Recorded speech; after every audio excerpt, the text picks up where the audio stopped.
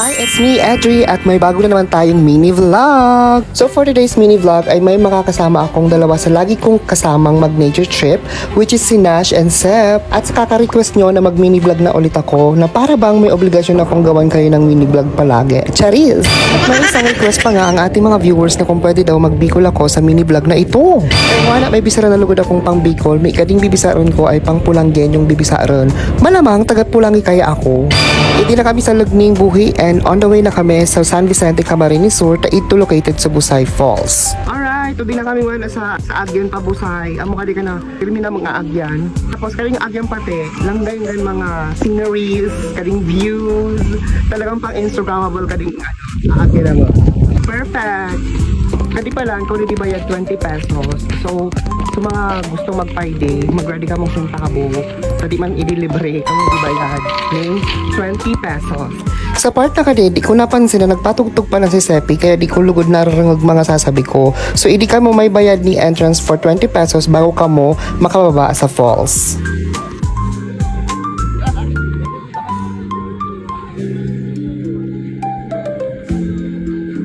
Disclaimer, sa mga gustong mag-Friday, medyo struggle ka na agad hindi pababa. Kaso, ang falls, ito sa pinakababa. Pero pag amo mapagal, pero pag paito nyo man, perfect lang gaya, it's worth it. As you can see, makadi ka na agyan, mas magayon ding wag age, pag mainit, taka na agyan, mara. Wow!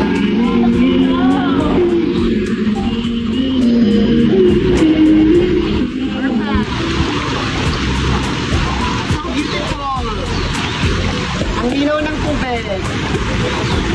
Pag-resi kami mga nasa Busay, Buhi. Pagkat pala di kasi sopa. Perfect. Lovely. Ha? Lovely.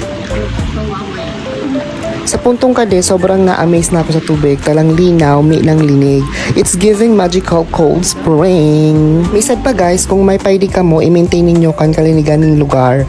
Darawin nyo na lang pauli kan mga basura ninyo nganing malinig pirmi sa lugar na kadi. Hindi ko aram kung yung ano daan sound, pero kan sasabi ko ide, di man ako madalas marugos pag na-nature kami.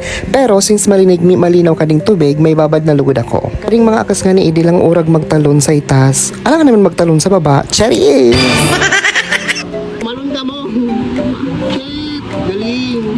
Kan mode of transformation pa lang papaydi sa Busay Falls is pwede ka mo magmotor, mag-tricycle, or mag-four wheels. Pero, motor man lang pwede ninyo ilugta, di man magkakasya kan tricycle or four wheels ito sa balay ni ate. Kaya kami pilay parkingan para safe kan mga motor ninyo, then magtaw na sa nakamang parking fee ki ate, tasin la ka na ibantay ni motor. May super bait ni ate, promise. So, kung balag nyo talaga magpayde, magdara na lang kamong parking fee for 10 pesos and entrance for 20 pesos. So nakatinin nyo kayo na amo ka dito sa itas ng Busay Falls. Nga na, ipakita ko naman sa inyo. So sa baba naman, amo ka di kan sasabihin lang Busay Falls na sobrang gayon, may relaxing talaga.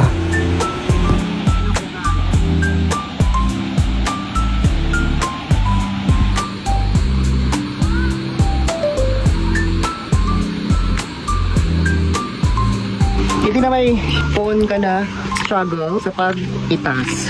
Grabe, di pa ako nangabaga pero nakapagal ko na. Diyos ko, iba talaga pag-trentahin na. Ah, oh my God. So pakit ninan kami pabalik sa bahay ni ate kung saan kami nagpark ng motor. Sa tingin nyo guys, saan na naman kaya kami mag-nature trip?